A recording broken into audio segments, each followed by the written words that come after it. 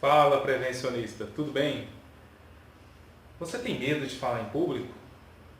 Hum? Sim ou não? A verdade é que todo mundo tem medo de falar em público. Eu tenho medo de falar em público. Só que a grande diferença é o tamanho, o nível do medo que eu e que você temos para falar em público. Eu, por exemplo, tenho medo de falar em público, mas eu dominei o meu medo através do tempo, através de treinamentos, através da prática. Eu acabei dominando o medo. E você pode fazer o mesmo. O medo de falar em público é uma coisa que para muita gente. E tem muita gente que até me pergunta, Nestor, eu tenho medo de falar em público. Será que eu posso me dar bem na área de segurança do trabalho? Mesmo tendo esse medo? A resposta é depende. O profissional do SESMIT, dependendo do tamanho da empresa que ele trabalha, essa empresa vai fracionar as atividades. Por exemplo, a gente tem um SESMIT com 3 técnicos de segurança do trabalho, com um médico, com um enfermeiro, só exemplo, tá pessoal? Então o que acontece? Pode falar, olha, um técnico fica responsável só pela área de treinamentos, palestras, DDS, o outro técnico fica responsável só pela parte documental, o outro técnico fica responsável só para fazer checklist e por aí vai. Então separa-se as atividades.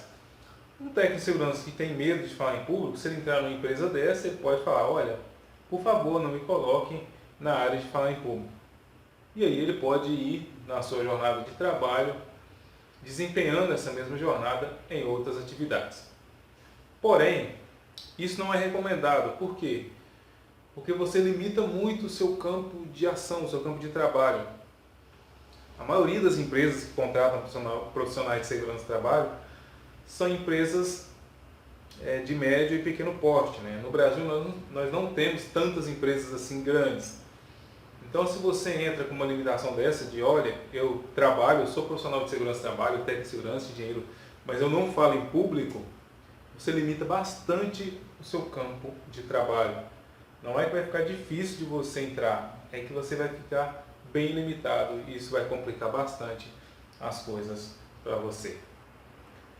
Agora, uma boa notícia, se você tem medo de falar em público, saiba que ninguém nasce sabendo falar em público.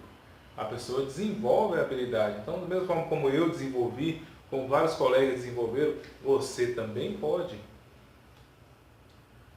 Para evitar o medo de falar em público, você tem algumas coisas que você pode fazer.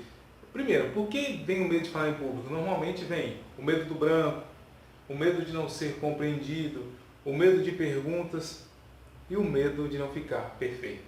Medo do branco é fácil de resolver. É só você treinar bastante a sua apresentação. Treine, treine, treine, treine. Quando você pensa que estiver bom, treine mais um pouco. E aí vai ser difícil você esquecer, porque a repetição, né? Difícil mesmo. Medo de não ser claro o suficiente. Também é um medo bem comum e faz sentido até. Todo mundo faz uma palestra para ser compreendido. Mas como é que eu faço para mim ser compreendido sempre? Estruture bem a sua mensagem, porque aí todas as pessoas vão entender.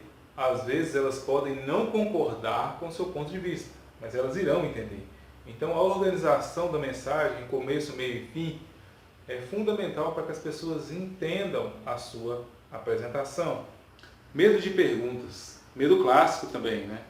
E é um pouco assustador mesmo. Você está diante de um público e você não sabe bem o que aquelas pessoas estão pensando, algumas delas podem estar querendo te ferrar, e podem vir com perguntas que vão te deixar desconcertadas. Qual é o grande macete para fugir disso? Você só deve falar de conteúdos que você dominar. Tem uma linha de raciocínio no mercado que você pode criar um site com um tema que você não domina, você pode criar uma empresa com um tema que você não domina, que você pode montar palestras e treinamentos no tema que você não domina. Olha, eu acho que não é bem assim, porque quando você se coloca à frente, pode vir qualquer tipo de pergunta. É lógico que você não precisa saber responder todas elas, mas você precisa, pelo menos, estar no caminho de responder algumas delas. Então é necessário sim ter um bom conhecimento sobre o assunto. Medo de não ficar perfeito. Feito é melhor do que perfeito. Eu, por exemplo, relutei bastante para fazer esse vídeo para vocês. Eu estou fazendo com o meu celular e a iluminação não está boa, tá? Eu não trouxe microfone externo, mas eu prometi entregar vídeo toda sexta-feira. Então, estamos aqui entregando o vídeo sexta-feira, com bom conteúdo. Talvez a parte visual não fique tão legal. Eu estou aqui num hotel em Teresina, onde estou participando de um congresso, um seminário, um workshop, participando de um workshop de saúde e segurança do trabalho, onde amanhã eu vou falar o dia todo, né? Então, estou aqui em Teresina e falei, não, vou fazer. Então, feito é melhor do que perfeito. Se você ficar esperando fazer uma palestra perfeita, um treinamento perfeito, pode apostar, você nunca vai fazer. Porque a gente nunca acha bom o suficiente. E mesmo se você for fazer para as pessoas, num universo ali de 10, 20, 30, 40, 100 pessoas, 300 que seja, sempre vai ter alguma ou outra que vai ver algum ponto onde você pode melhorar. E você pode usar isso a seu favor e, de fato, melhorar, na verdade, é melhor do que você se colocar na defensiva e, mas estão me criticando. Não. Aproveite as críticas para você melhorar o seu trabalho.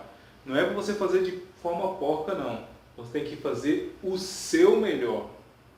Porque feito é melhor do que perfeito.